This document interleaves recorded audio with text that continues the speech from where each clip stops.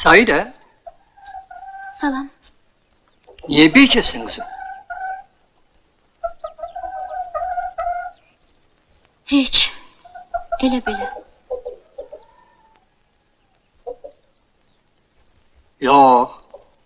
Diyesen seni incidirler.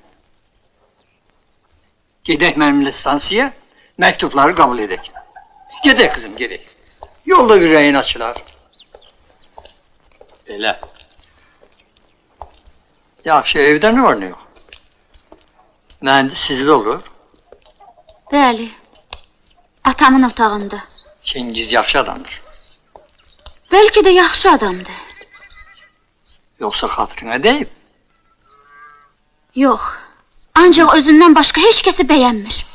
Ha, bəli, bəli. Ha.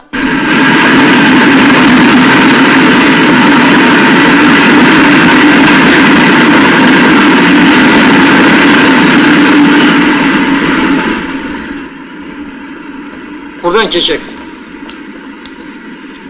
Gel valla, gel, geç. Bilirsen kızım, Çingiz'i cepheden nağ yere geri çağırmayıplar. Onun işi burada çok büyüktü. Hele sen gör neler olacak. Bunları Çingiz əmi tikir? Bəli, bəli. Hele bunun üstü de tikilecek. Bəsleyeceğim. Gidelim. Ha, mədəndən çıxan bütün filizi o vagonlara üfleyip